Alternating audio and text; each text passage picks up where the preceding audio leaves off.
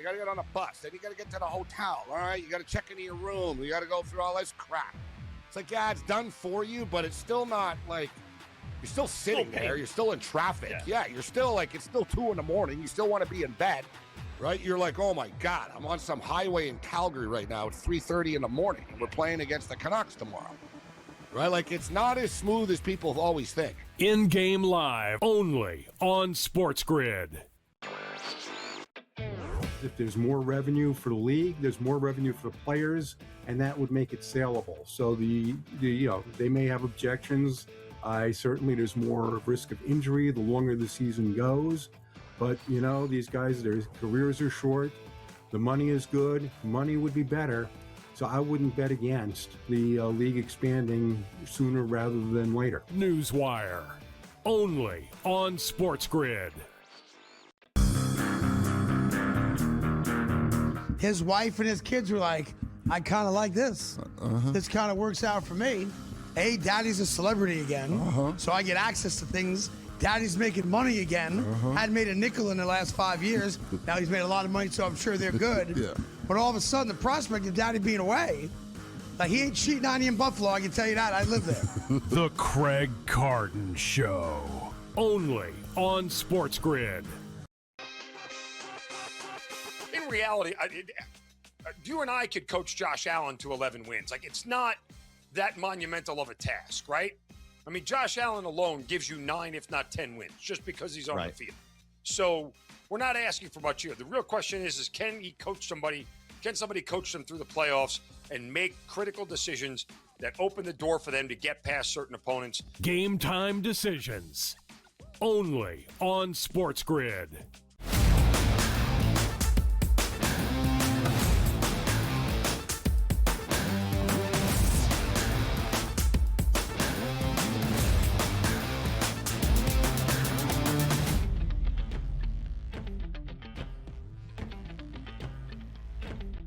Number 2, right back at it on a Thursday right here on the early line. It's what we like to do. We like to get heated topics and conversation and beat on Eli Manning and have some fun and, laugh at the Jets. By the way, why does it always feel like, Joe, we just continue to laugh at the New York marketplace? Is that what it is? Like they can't get out of their own way anymore? It used to be the Giants, one of the sacredness of the NFL was the Giants organization, how well it's been run. And now we just continue to make fun of them. But now the Jets have overtaken that moniker. And it's just like sooner than later, something has to change. At least the Giants have a pathway now with a real head coach, while the Jets are like, let's just keep firing everybody over here. Is Brick still running the organization, the son of Woody Johnson? Is that what's happening?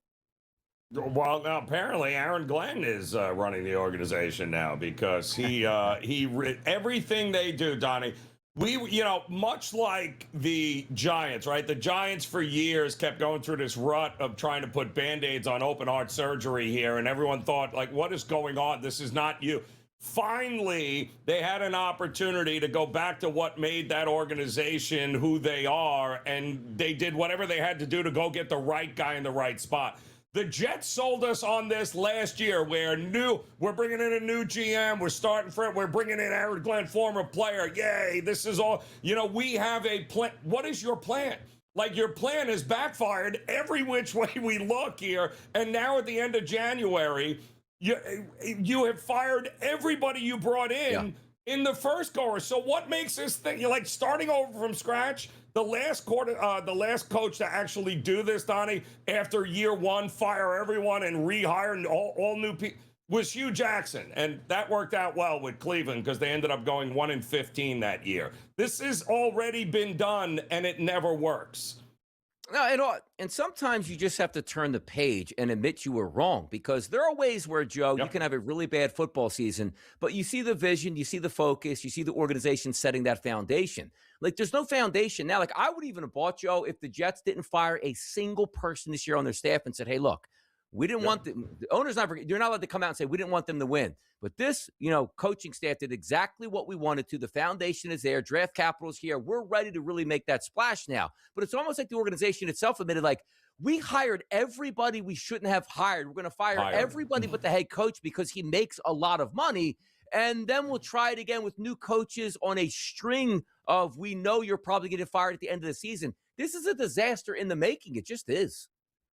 Again, we're not the same old Jets. It's not the same. No, it is. Only it's worse. It's absolutely worse because you keep telling us it's, you have this great plan and everything that you have done leads us to believe you have no plan and you are in desperation mode after 1 year. And that's all this is, Donnie. And they still don't have a quarterback. So tell me how well this season's going to go for them. Tough season at that point here, but let's get to some of the early lineup here before we get over to Todd Monken. Have a little baseball because, again, pitchers and catchers coming up on the horizon. Here's Cody Bellinger on resigning with the Yankees. I know your focus has been on the Yankees and this contract, but Team USA reps have made it clear that they would be interested in having you play in the WBC. What's your thought process on that, and have you made any decisions about that? Yeah, I've definitely want to do it at some point in my career. Obviously, you never know what the future holds. Don't think this year's going to be the year. I just want to, especially, getting the free agent and going into spring, you kind of just want to focus on what's at hand here and the task at hand. And I owe it to, Steinbrenner family and to the Yankee organization to go and get my best foot forward and try and win a championship. He's got to be related to Carson Beck. No, those two guys look like they need a nap or they just smoked a bowl. Like, what's the deal with those two? I think both, Donnie. I think they smoked the bowl first, then they need to nap, and I think that's exactly what you're looking at there. So, I look good. Listen, I appreciate the honesty, and I appreciate him wanting to do the right thing, that the season means more than anything else. So, let's see how that plays out. All right, how about Cashman now talking about that Yankees roster? Guys' appearance, mostly be running it back with a similar roster. What makes you believe that you can get better results this year with that same roster? First, we have good players. It's a collection of really talented players. It's not the same roster. I would differ there. We have some players at some point returning from the IL that are, important players. Garrett Cole being obviously one of them, but we've had some additions, from the second half that, got their feet wet with the Yankees, some with success, some with, failures or success, but once they'll now be in a position to join us with their feet on the ground and getting their sea legs under them.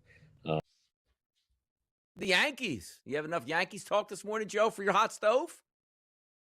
Well, I mean, listen, it's going to be a process with the Yankees because he's right. Until we can get Garrett Cole back, until we can get, Clark Schmidt, until we can get some of these starting pitchers healthy and back and ready to go, there's going to be some ups and downs with the Yankees this year early on. There's going to be more ups and downs with the early lineup. Talking about Todd Monken in Cleveland, where I'm telling you, when you upset your fan base, when all your fan base wants to look forward to is another football season and get excited about a coach, and you hire a coach and half the fan base is already upset, it never works out well. Todd Monken is a good coach here, but for the Browns, it was like, all right, are we going to go younger, more innovative? Do we have our quarterback here? We're going Monken now. We thought he was going to the Giants. Now he's here with Cleveland. Just seems like a mess again. Same organizations every year feel like a mess, don't they? They do, but I'm kind of shocked he actually took the job, too, because I thought he would have just landed where Harbaugh landed there and resumed responsibilities. But now it looks like the Giants will have to find a new OC as well. But look, good luck. There's been a lot of questions about what he did make Lamar better at times. Can he do the same with Shador? I have my doubts here. I don't think he's that big a quarterback whisperer here, Donnie. LeBron James was in Cleveland tearing up there. Maybe the last time he gets to play in Loudville last night. Yeah, not good. And not a great showing by his Laker team either, but it feels like this is coming to an end here sooner rather than later. Aaron Judge, elbow injury, seems to be doing just fine here in the offseason as Aaron Judge gets ready for the Yankee season and the WBC. Yeah, should be fun there, but the elbow better be, situated here at this point. You had plenty enough time to get it to heal. Let's go. No more excuses. By the way, Drake May feeling a little bit better with his shoulder, but actually right now, do we have the new first couple of the NFL? It's Drake May and Ann Michael May here, getting a lot of heat coming up here. That young couple looking to already win a Super Bowl. Interesting stuff here, but the idea that a quarterback is banged up here heading into the Super Bowl, what a shock. Every player is banged up heading into the Super Bowl. Drake May is no difference. How about A.M. Michael paying for well, I guess Drake May actually paid for it here, the flight back from the AFC Championship game, a private charter for all the wags out there for New England Patriots, huh? It's ingratiating yourself. That's the way to do it, man. That's the way to do it. They're going to, otherwise you're going to be hurting even more after this game. I can assure you that. By the way, what do you do as an NFL wife? Like, Drake May is on his rookie contract, making a ton of money, don't get me wrong. Then he's going to get that $60 million plus a year contract. Like, football players are out of the house so much. Like, do you have to, like, import your family just to, like, keep your sanity? Like, are you just home alone 23 hours a day? I doubt that very much at this point. I doubt that very much. Lot of shopping, Donnie. A lot of donating your time down there, like the SPCA and all that stuff. And hey, we're going to get rid of these cats and dogs and stuff. A lot of dinners. Good for them here. Yeah. Good for them at that point. Yeah. NFL Hall of Fame, they put out a statement saying, like, hey, we're looking into this Belichick thing, and we're not going to look any harder. Yeah, keep looking because you already messed it all up here. Mensa, are you a part of Mensa, Joe? Because Mensa's heading to Miami. How about that? We knew that was coming, and the amount of money it costs to get them there is astronomical. There you go. A lot of life locks being sold down there. Patrick Reed also headed back to the PGA Tour. The boys are getting stronger. They're coming back together. Higher ratings could be. Coming up next, Perlowitz joins us. Let's talk a little hockey next.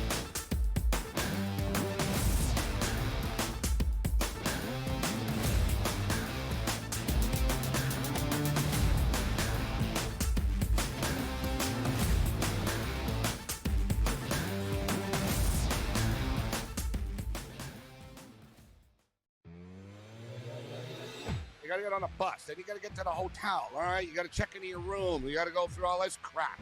It's like, yeah, it's done for you, but it's still not like you're still sitting there. You're still in traffic. Yeah, you're still like, it's still 2 a.m. You still want to be in bed, right? You're like, oh, my God, I'm on some highway in Calgary right now. It's 3:30 in the morning, and we're playing against the Canucks tomorrow, right? Like, it's not as smooth as people always think. In-game live, only on SportsGrid. If there's more revenue for the league, there's more revenue for the players, and that would make it saleable. So they may have objections. Certainly there's more risk of injury the longer the season goes. But, these guys, their careers are short. The money is good. Money would be better. So I wouldn't bet against the league expanding sooner rather than later. Newswire, only on SportsGrid. His wife and his kids were like, I kind of like this. This kind of works out for me. Daddy's a celebrity again, so I get access to things. Daddy's making money again. Hadn't made a nickel in the last 5 years. Now he's made a lot of money, so I'm sure they're good.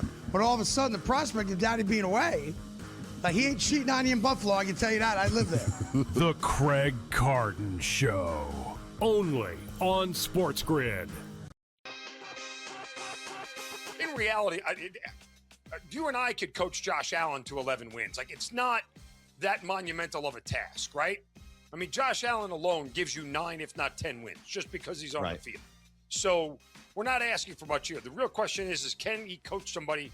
Can somebody coach them through the playoffs and make critical decisions that open the door for them to get past certain opponents? Game time decisions, only on SportsGrid.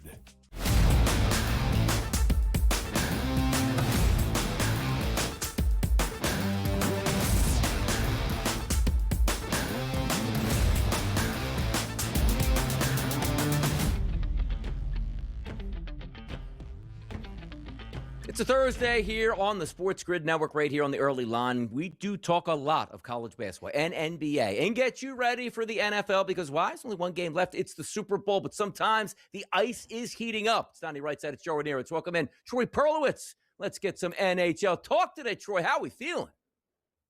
I'm doing great, guys. Thanks so much for having me. We're exciting, and you know me, my Philadelphia Flyers got busted up again by Columbus. We can't have nice things in Philadelphia, so we like to talk about other topics that might lift everybody up. But talk to us about the New York Rangers here. Artemi Panarin, what's the situation there, Troy? Yeah, it certainly seems like Artemi Panarin has played his last game as a New York Ranger. They held him out of the lineup last night for roster management reasons, and that's usually a precursor to a trade coming up. Panarin has been probably the best Ranger forward of all time, and that's a group that includes Mark Messier for his time here, just his longevity as a Ranger. He ranks first in the franchise history in points per game. He's a really electrifying forward that the Rangers have never really had. But his time has come here to an end. I think he's really going to benefit a young team that's looking to upgrade in terms of scoring. Panarin's not going to offer you a ton of defense. He's not a back checker. He's not very strong in the defensive zone, but he has elite vision and he can create scoring opportunities for his teammates, unlike any other player. He's a unique talent, and he's really going to help a team, whoever picks him up. How much, what kind of are we looking at from a trade deadline perspective here? Are there a lot of guys that move the needle? Is it going to be maybe bigger bark than actual bite? I mean, what are we expecting to happen here? Yeah, guys, when I worked at ESPN, when the deadline shows were always approaching, we always talked about the NHL trade deadline was more quantity than quality. Yep. There's a lot of trades. There's rarely ever a huge trade where it's really going to impact a lineup. I will say last year when Brad Marchand was moved from the Boston Bruins to the Florida Panthers, that was a move that was very unique because that's a huge impact player moving inside the division. Can we see something like that similarly? It could happen. The free agent class coming up in the NHL is very weak. You've seen a lot of players sign contracts and extensions with their teams that they're playing with currently. So the trade deadline, it's probably lining up as it usually does, where there's a lot of quantity of trades, but probably not big quality. A lot of these moves now before the deadline, we saw Mikko Rantanen move last year around this time. If Panarin moves around this time as well, that would, it gives a little teams who are pending up for the playoffs a little bit of juice going in. Troy, we're going streaking again in Buffalo. Most people like to talk about the Buffalo Bills. Who's their head coach going to be? How about the Sabres? 4 straight road wins. Predators, Canadians, Islanders, and Maple Leafs before coming home to take on the LA Kings tonight. How about those Sabres running away? Unbelievable. And you see that graphic there. It's the winningest stretch in Sabres history. I grew up in the state of New York, guys. I went to school with a lot of Sabres and Bills fans, and the way the NFL team ended their season, it almost feels good for the Sabres. They're legit though. They have a 14-season drought from making the playoffs. I think that's in serious jeopardy of ending. The Sabres are in a very tough division in the Atlantic. There are a lot of really good teams, including the 2-time Stanley Cup champions. The schedule lines up okay for them. They're a team that's so elite on offense. Tage Thompson, if you don't know him, he's a 6'6" monster. He could shoot the puck over 100 miles an hour. Rasmus Dahlin is a puck-moving modern-day defenseman who can move the puck from the defensive zone into the offensive zone and put up points himself. If the Sabres get goaltending and strong defense and keep the puck out of their own net, not only can they make the playoffs, I think they could win a series. So, listen, you got, I think, Tampa Bay up at the top, Detroit, now Buffalo, they're kind of bunched in with Montreal, Boston. Well, who's a good value right now? Is anybody catching Tampa, by the way, even Florida? I think Tampa Bay is the far and away best team in the Eastern Conference. They might be the best team in the entire league. They are so good. They are so deep. As long as they avoid the injury bug and you have Andre Vasilevsky in net, I think Tampa Bay is a really strong team. I think that division is pretty locked in and it's going to be theirs. I think Buffalo probably does have the best value if you're looking for an underlying numbers metric and seeing that. I expect Boston to see some regression back to the mean. I think they've been scoring a few more goals than they probably deserved. Montreal, probably the same thing. Florida scares me. They've been a very inconsistent team. They're 6-1 over the last 13 games, but they're them. They're just getting their injured guys back. Matthew Tkachuk looks like he's in preseason mode right now. He'll eventually find it, and the schedule really sets up well for Florida. A lot of weaker opponents at the end of the year for the Panthers. They're a team that's on the outside, but I think that the public certainly hasn't faded them. They're definitely favorites to make the playoffs, and as they should be. Sure, we like good stories in the NHL, particularly with young superstars start to come into their own. The San Jose Sharks to enter the season, not a lot of hype on them even making the playoffs. But now we get a tweet yesterday from San Jose's Sharks PR department. After last night's game, Macklin, Celebrini, and Will Smith have now factored into 47 goals together. This is tied for third most all time. And another duo under 21? Yeah, how about Wayne Gretzky and Yari Curry at this point? The Sharks coming into their own this season. Celebrini won't even turn 21 for another 2 years. Incredible. He's 19 years old. Wow. He's got 78 points. He's 2 away from 80, and he's only played 51 games. There's only been 2 players to reach the 80-point mark in fewer than 60 games, and it's Wayne Gretzky and Sidney Crosby, and that's it. So Macklin Celebrini is doing things that we haven't seen from a teenager. He's going to factor into 50% of his team's goals. He was 300-1 to win the Hart Trophy at the start of the year. He's all the way down to plus 135 this morning. I look, it's going to be really hard for McKinnon and McDavid to be beat in terms of winning the MVP. But if Macklin Celebrini drags his Sharks team to the playoffs, and they're a team that could be in the mix for Artemi Panarin as well. If he gets this team to the playoffs, you have to seriously consider him as a possible MVP of the league. All right, Troy, about halfway through that NHL season. Give me a quick update here. Who's winning the East? Who's winning the West? Who's lining up in the Stanley Cup? I'm going to stick with my preseason pick. I really like the Tampa Bay Lightning in the East. And the Colorado Avalanche, look, they're struggling. They just lost their 7th game in regulation of the season, but they're still the cream of the crop. I'm going Colorado. There you go. Tampa Bay. Troy Perlowitz joining us here on a Thursday morning. Troy, thanks so much for joining us. We'll have you on shortly again. NHL talk? Absolutely. Right here on the early line.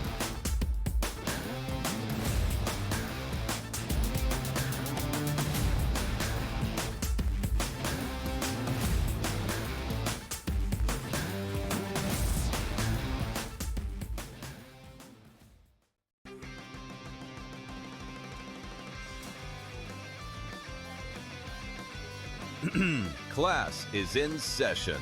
Today, let's talk about the teaser. A teaser is a multi-leg bet where you shift the point spread in your favor. You get better numbers, but every selection has to win. It doesn't matter what you bet if you don't have the insights. Tune into SportsGrid and get ahead of the class. But I remember being 16 in high school, being in my school uniform, long pants and a tie. And I deadlifted 200 kgs, so that's 440 pounds. So, so that was, I actually have a video of it, so it might get leaked somewhere. Someone might be able to find that one. We might need to get that one to B-roll the show with. The Smiley Show, only on SportsGrid. Marshall's a tough environment, though. Marshall's that sneaky road trip, in my opinion, and this has been like a decade long that Marshall's been fire at home and terrible on the road. That's a dangerous road game, but if you look at, there's no return game with Kent State. There's no return game with Akron. Maybe when they go to UMass with Frank Martin being such a good coach, he could really take teams out of their rhythm. But I think there's a case that they could be undefeated in the regular season. In-game live, only on SportsGrid. 57% chance of winning a PGA Tour major. Would I be wrong by saying I want to invest in the no on Scotty Scheffler? And that $100 investment would pay back $213 here. Everybody thinks Scotty's going to win. It's like 100 golfers in those fields each and every week, and the majors, the best golfers in the world. I'm going against the grain, Joe. Give me the no on Scotty Scheffler. Prediction Markets Edge, only on SportsGrid.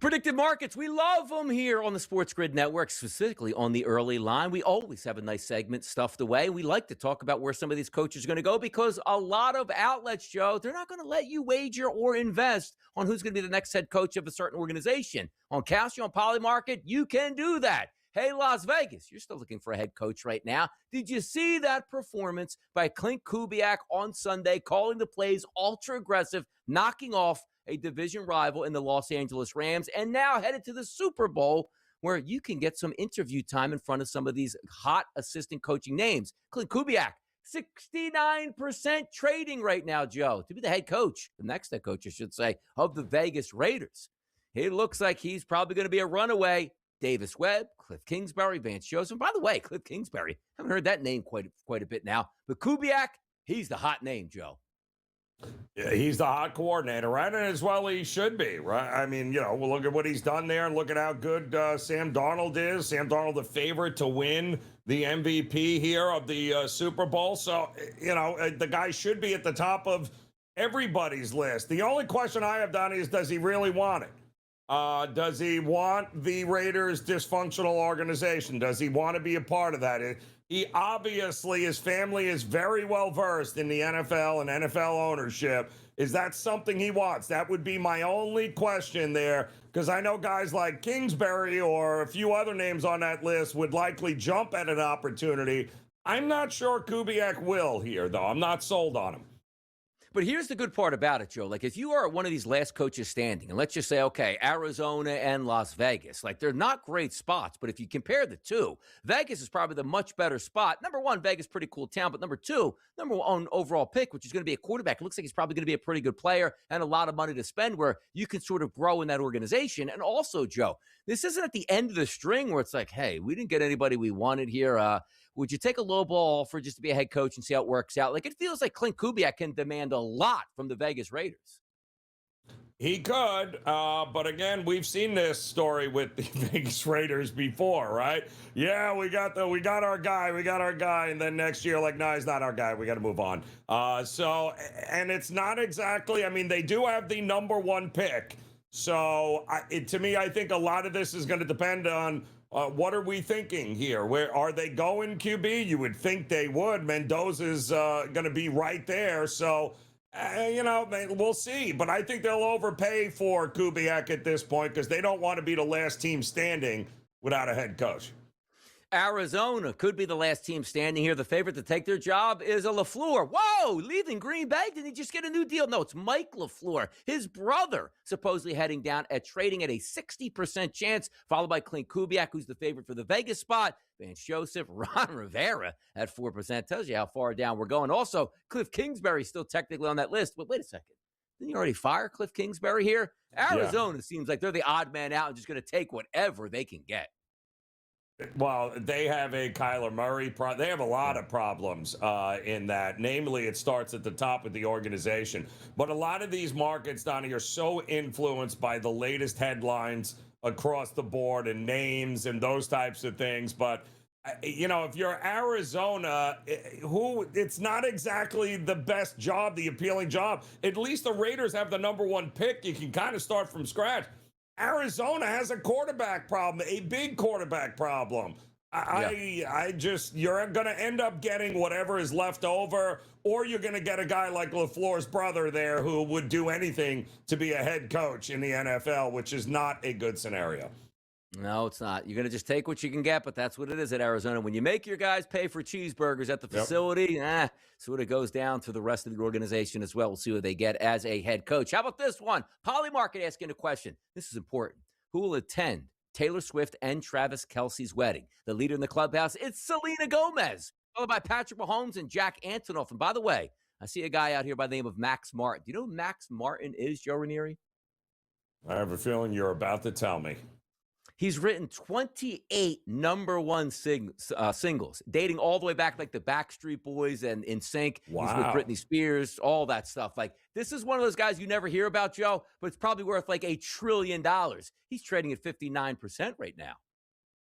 I would sure he's probably wrote a couple of Taylor Swift gems too then. Yep. So I would imagine. Yep. So there you go. Yep, that's actually a pretty good call there. So is Patrick Mahomes. He's going to be there as well.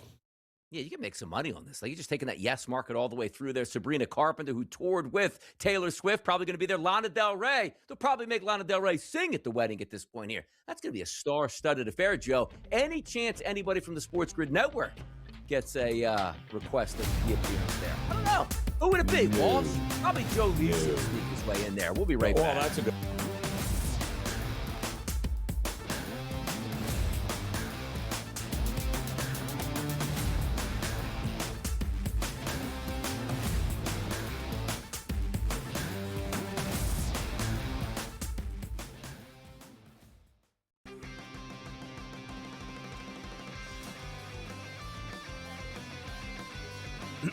Class is in session. Today, let's talk about the teaser. A teaser is a multi-leg bet where you shift the point spread in your favor. You get better numbers, but every selection has to win. It doesn't matter what you bet if you don't have the insights. Tune into SportsGrid and get ahead of the class. But I remember being 16 in high school, being in my school uniform, long pants and a tie, and I deadlifted 200 kgs, so that's 440 pounds. So yeah, so that was I actually have a video of it, so it might get leaked somewhere. Someone might be able to find that one. We might need to get that one to B-roll the show in. The Smiley Show, only on SportsGrid. Marshall's a tough environment, though. Marshall's that sneaky road trip, in my opinion, and this has been like a decade long that Marshall's been fire at home and terrible on the road. That's a dangerous road game, but if you look at, there's no return game with Kent State. There's no return game with Akron. Maybe when they go to UMass with Frank Martin being such a good coach, he could really take teams out of their rhythm. But I think there's a case that they could be undefeated in the regular season. In-game live, only on SportsGrid. 57% chance of winning a PGA Tour major. Would I be wrong by saying I want to invest in the no on Scotty Scheffler? And that $100 investment would pay back $213 here. Everybody thinks Scotty's going to win. It's like 100 golfers in those fields each and every week in the majors, the best golfers in the world. I'm going against the grain, Joe. Give me the no on Scotty Scheffler. Prediction Markets Edge, only on SportsGrid.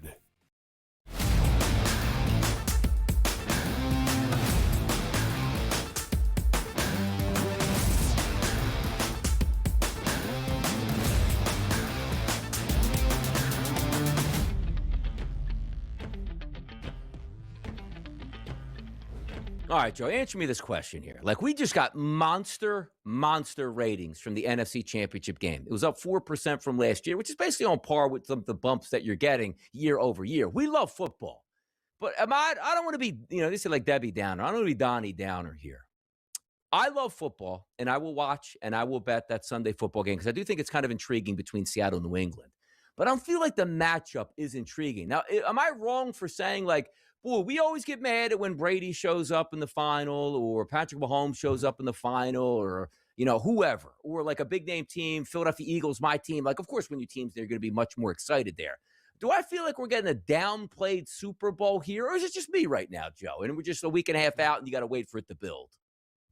Yeah, no, it'll get there. But, I mean, make no mistake about it, Donnie. The numbers were in this past, weekend. And although every broadcast feels like, it is, it's all-time high, it's unbelievable. It's not as big a jump as you thought it was going to be there. And I think a lot of reason, I mean, let's face it, you had Jarrett Stidham at quarterback there. But that was the more watched game than the actual Rams versus Seahawks, which is kind of crazy.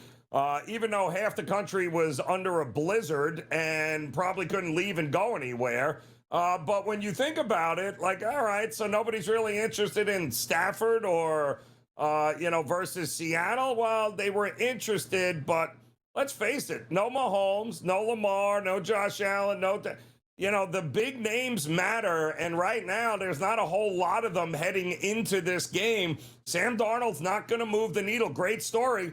Drake May, not going to move the needle. There's not that one that you have to tune in and watch. And that's a problem for the NFL. It's just like this is the year we probably would have loved to have like Josh Allen in there because you had that big story. Like, can Buffalo finally get over the hump going up against Sam Darnold? Good story here. But also, beggars can't be choosers. We did dodge a bullet from not having to see Jarrett Stidham or hear about Jarrett Stidham and this unbelievable journey over the past 2 weeks that you would have heard about nonstop with all these forced, TV stories and issues and interviews here. So Seattle, New England will be just fine. And we date back, we go back a while here. 1990s with the NFC, 15.5, 17.5 point spreads. At least we don't have that. It's 4.5 as a favorite right now for Seattle and New England, Joe. So I ask you this question again. We're starting to build up the hype to Super Bowl Sunday. Where's that line end up? Closer to 6 or closer to 3.5, let's say? I think what you see is what you get here, Donnie. It'll bounce back between 4.5 and 5, right up until kickoff. I don't see, because at that point, it's a million miles away. Ton of handle, ton of money going to come flowing in. I think we're going to see it on both sides, if we're being honest here. When the book starts out the way it did, and here we are Thursday, right, in the opening week of betting, and we're only still at 4.5, 5. We're likely not going one way or the other. The big bets aren't just hanging out waiting. There's just no reason to run to the window to bet aside, because whether you take 4.5, lay 4.5 or 5, in the scope of things, it's the same thing, Donnie, because these games generally in this price point, just pick the winner. That's all you want to do. Pick the winner and you are good to go. They will likely cover the spread. Picking a winner, that's what Cooper Kupp did. Went from the Los Angeles Rams over to the Seattle Seahawks. Let's hear from Cooper Kupp and why he wanted to join Seahawk Nation. How far did you assess they were for the Super Bowl? What factor was that? Yeah, actually, EJ texted me last night. He sent me the message that he had sent me originally when I'd reached out to him, and in his reply back to it, I was just asking about what it was like, what the team was like, and he said, he said we are on the cusp of being for a Super Bowl, like we're right there, and he's like, he sent that to me, and he's like, I told you, we're right there. And that was, that's what we're all striving for. You try to go out there and win a world title, and it was crazy because my wife and I have talked about like the playoff picture in general. I mean, it was a lot of the teams that are in the playoff picture were teams that, like, we had talked to in some capacity or been like, man, these were teams we thought maybe we would be with during that process, and really cool to be a part of this one and be able to build what this has become here. And it's just been an incredible blessing. Cooper Kupp finds his home in Seattle, looking to cash in and get another ring here. 2 rings for Cooper Kupp he's looking for now. Yeah, I know a lot of people are very like, how could they possibly given up on Cooper? They got Puka Nacua. I mean, if there's ever a win-win situation here, Donnie, I think it worked out for both Cooper Kupp and the Rams. They had to make a tough decision. The guy was, he was Mr. Ram, but, it happens. But it worked out well for him. So I think you got to be happy for a very rare win-win situation for the Rams to let go a franchise player and what he meant to that organization. And then he lands in the Super Bowl is pretty impressive. And how about who makes it to the Super Bowl? Out of the last 10 years, only 9 franchises have participated in the last 10 Super Bowls. Because why? The AFC typically dominated by 2 football teams here. But in the NFC, I see the Birds pop up 3 times. I remember, Joe, 1985 was probably the first Super Bowl. That was the Bears and the Patriots, that I could understand the game and watch it from start to finish. And I remember thinking with my friends, be like, it was so cool if the Eagles ever would get to a Super Bowl. What little did I know it was 1985. They wouldn't appear in one until 2004. So, yeah, the Eagles never appeared, but 3 times in the past 10 years for my Birds. But that AFC, it's all KC and all New England. That's all it is there. And it's so interesting with the NFC, right? So you got 2 for the Rams, 2 for Seattle. You got 3 for, and then you got Atlanta buried somewhere deep in there and over the last 10 years, which is hysterical. But no, it's there's consistency there over the last decade, Donnie, in both divisions. And that's very telling here. And it all starts with ownership and the guys pulling the strings at the top. So I think the rest of the league, like the Jets, could learn a thing or two. Now, let me bring up this next little clip here from ESPN Insights here. I'm going to read it to you, and then I'm going to pick this apart. Drake May will be 23 years old, or 23 years and 162 days old on Super Bowl Sunday. He'll be the second youngest quarterback to start a Super Bowl and the only one to do so under the age of 24. I see Ben Roethlisberger. I don't see Dan Marino in that picture. Do you? No, I do, don't I? Or is he not there? Are they 16? Not there? Or when was Marino 16 out there? Who's that? David Woodley? Crazy. Who is that a picture actually of?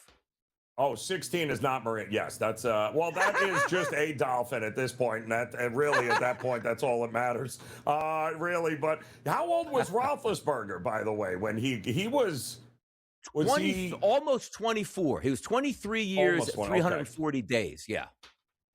And Marino was 23 and 127 days here. How about that? I think that.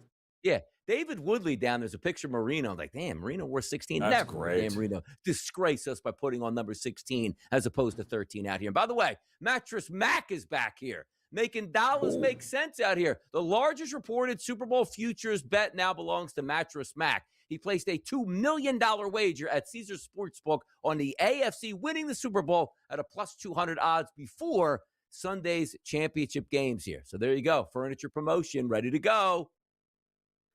Well, I think, aren't they about plus 200 right now, New England? I think. I'm not sure there was a ton of value in that, but I got to double check what is the money line right now for New England to win this game outright. And it's got to be somewhere around there. What do we got? Minus, so plus 190. So yeah, some future bet. You didn't get a whole lot of value there betting it early because you're getting the same price right now. Yeah, the Patriots could have busted out a sweet uniform for the Super Bowl. They had the first choice on uniforms. They went white on white, which they could have went with their throwbacks here, which we didn't get. A throwback Super Bowl with two beautiful uniforms. We can never have nice things at this point here. Never.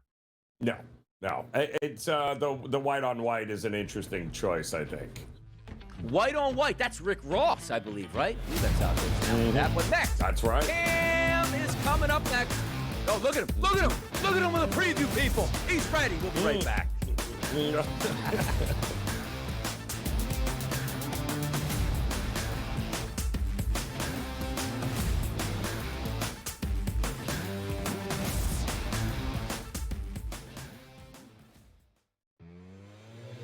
Marshall's a tough environment, though. Marshall's that sneaky road trip, in my opinion, and this has been like a decade long that Marshall's been fire at home and terrible on the road. That's a dangerous road game, but if you look at, there's no return game with Kent State. There's no return game with Akron. Maybe when they go to UMass with Frank Martin being such a good coach, he could really take teams out of their rhythm. But I think there's a case that they could be undefeated in the regular season. In-game live only on SportsGrid. If there's more revenue for the league, there's more revenue for the players, and that would make it saleable. So they may have objections. Certainly there's more risk of injury the longer the season goes. But, these guys, their careers are short. The money is good. Money would be better. So I wouldn't bet against the league expanding sooner rather than later. Newswire, only on SportsGrid. It's just the fear that we had going on. And the players obviously were paid $10,000 to $30,000 per fix. But what this does is it hits at the core of the identity in the sport, especially in the modern day betting era. College basketball today, only on SportsGrid. His wife and his kids were like, I kind of like this. This kind of works out for me. Daddy's a celebrity again, so I get access to things. Daddy's making money again.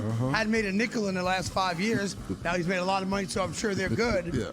But all of a sudden, the prospect of Daddy being away, like he ain't cheating on you in Buffalo, I can tell you that. I live there. The Craig Carton Show, only on SportsGrid.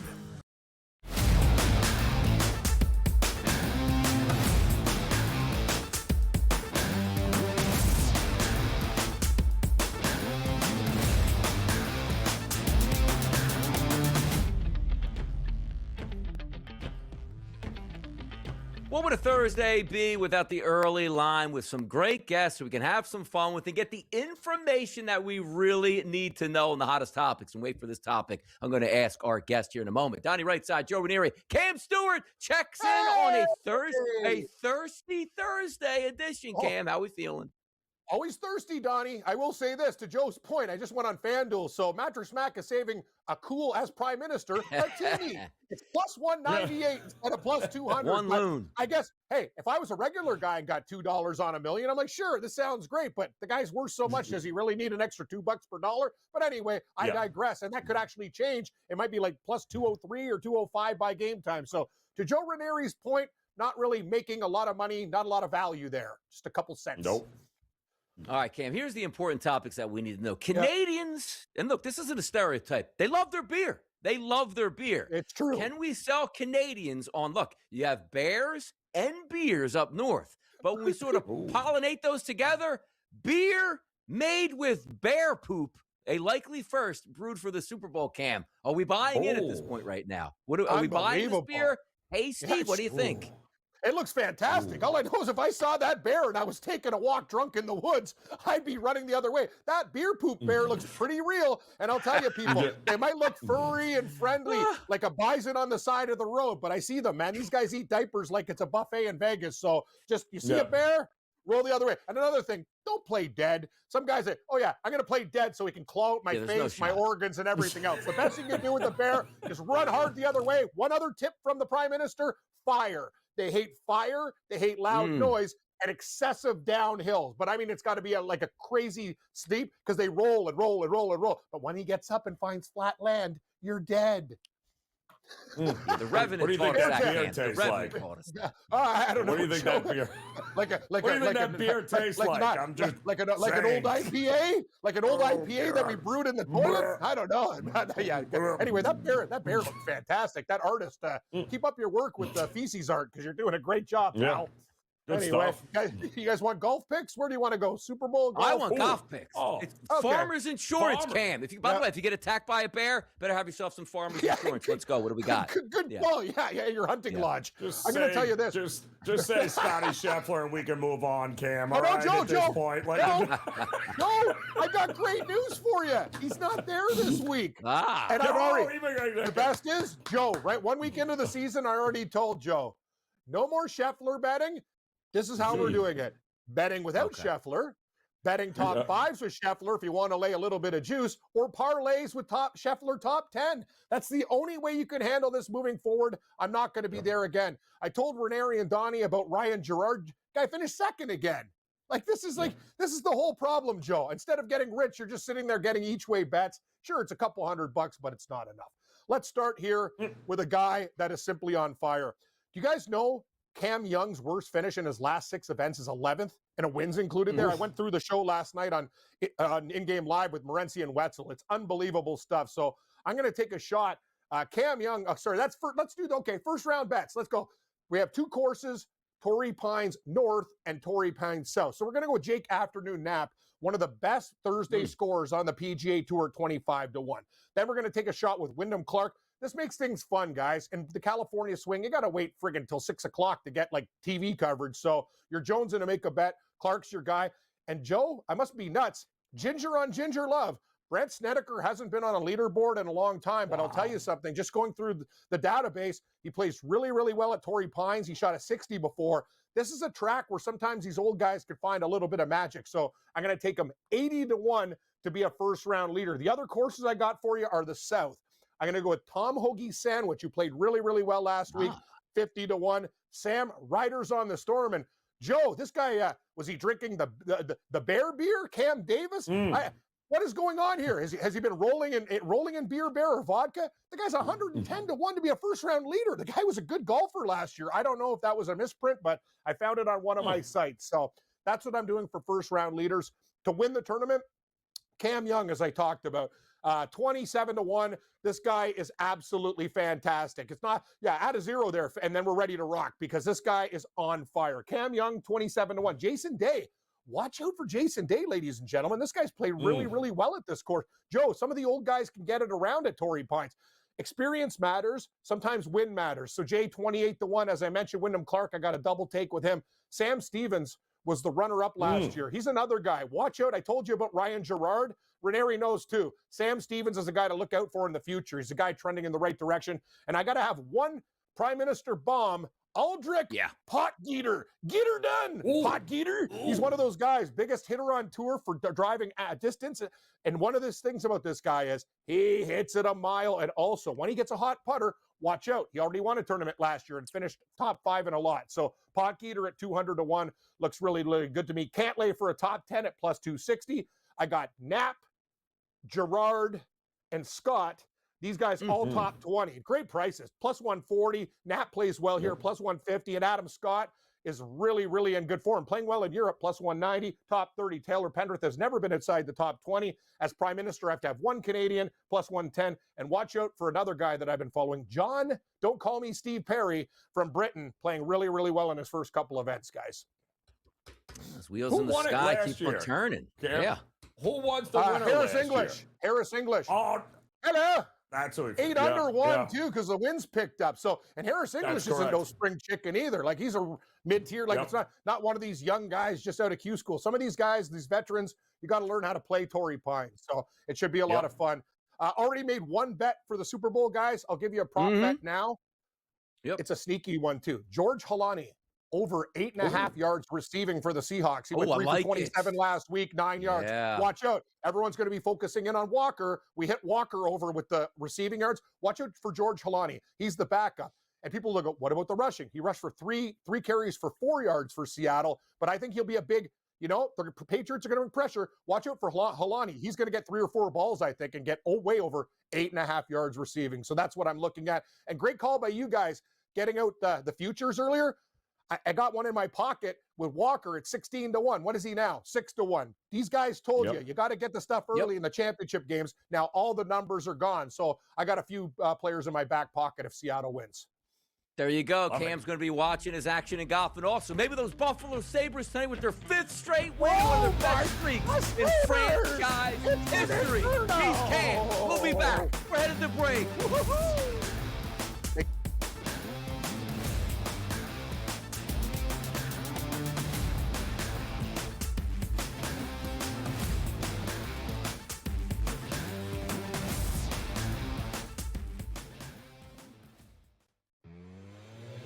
Marshall's a tough environment, though. Marshall's that sneaky road trip, in my opinion, and this has been like a decade long that Marshall's been fire at home and terrible on the road. That's a dangerous road game, but if you look at, there's no return game with Kent State. There's no return game with Akron. Maybe when they go to UMass with Frank Martin being such a good coach, he could really take teams out of their rhythm. But I think there's a case that they could be undefeated in the regular season. In-game live, only on SportsGrid. If there's more revenue for the league, there's more revenue for the players, and that would make it saleable. So they may have objections. Certainly there's more risk of injury the longer the season goes. But these guys, their careers are short. The money is good. Money would be better.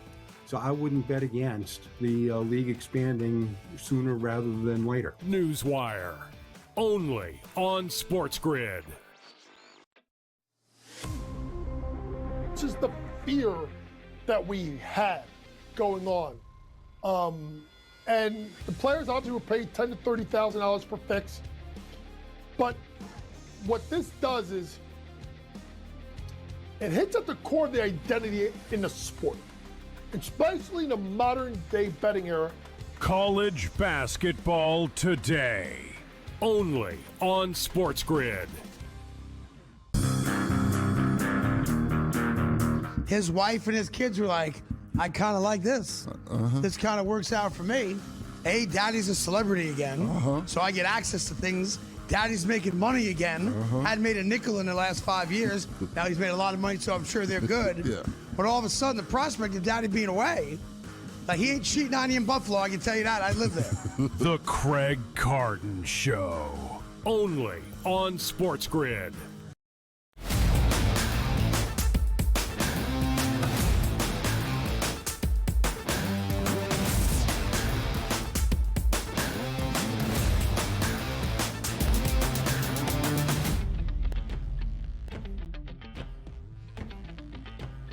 One of my dreams as I get closer to 50 years old has been, Joe Ranieri, can I just see one more U.S. tennis player, at least men's tennis player, win a major championship? We thought Ben Shelton might have been able to get it done this year, Well, it wasn't Ben Shelton's chance here, and here's Ben Shelton talking about the loss.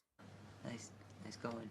How do you feel? I mean, do you feel like you're getting closer to these guys at the top? I mean, you're bullish on certain things you've been working on. I'm just sort of wondering, like, how you evaluate yourself. Do you look at score lines, or do you think about how it feels to be out there with Yannick compared with how it was at Wimbledon last year or here a year ago?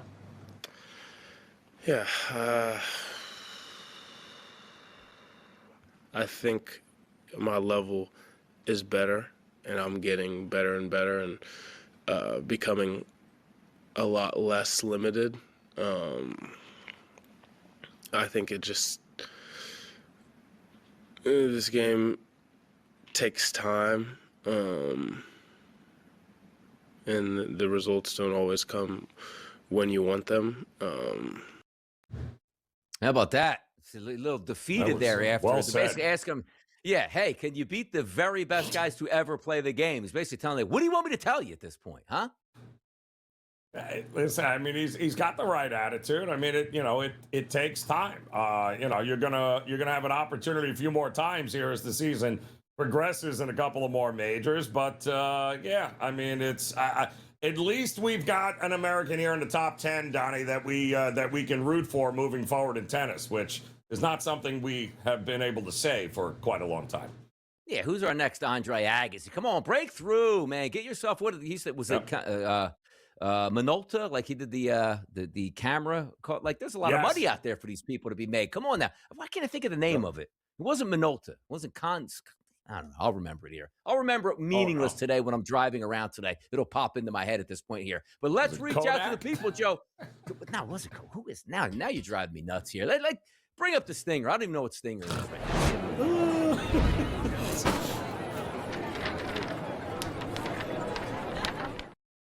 Easy question, people. Follow us at SportsGrid on X. You'll get these questions delivered Monday, Tuesday, Wednesday, Thursday, and Friday. Will LeBron James retire at the end of the season? By the way, yes, no, right now, live, 52%, 48%, 52% towards the yes. If you know anybody who's an egomaniac, they're not retiring midway through this season. They want a full season to get their flowers. No shot he retires before not playing a full season next year. I don't know, man. I watched him last night. A lot of tears, Donnie. Looked like kind of maybe the last time I'll be back to Cleveland. Oh, hell no. He's coming back. He wants every one of those accolades and people just to throw roses at him on these raised courts. Now, hopefully he doesn't fall off one of them here like like Luka did last night. But, I think a full season, one more full season is in the cards. Andre Agassi, late 80s, early 1990s. Cannon was the company. Cannon. Yeah, yeah. Cannon. Remember those Cannon commercials? There you go. That's the way we get down. Let's get some best bets out there. Here's bye.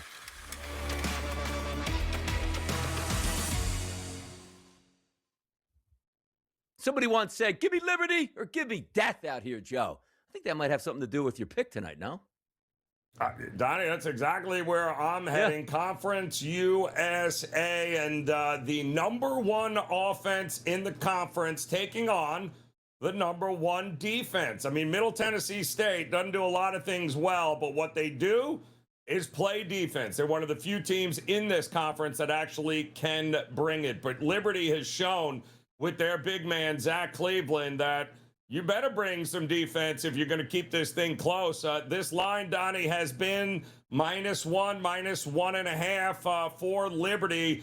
What do you trust more? Do you trust all of the offensive traits here of Liberty who have shown that they can beat the better defenses? Or do you think Middle Tennessee State at home can actually give an effort that could upend Liberty? I don't see it happening. I think offense wins out, especially in this version of what college basketball is. I am such a short number for the number one offensive team. I'll take it, Donnie. There you go. Liberty -2.5 for me. Flipping over to the NBA. Crushed yesterday, even though I had a halftime lead with the Toronto Raptors. The Knicks did them in. But today, Houston Rockets, Atlanta Hawks. 30% of the tickets coming in on the Hawks. Line opened up last night, 4.5. Now sits 3.5. We're taking those Hawks, getting 3.5 points tonight for a nice little public upset here. 2-0 for the boys as we head into a Football Friday. Of course, it's always going to call Football Friday. For Joe Ranieri, Donnie right side. See you bright and early tomorrow for the early line.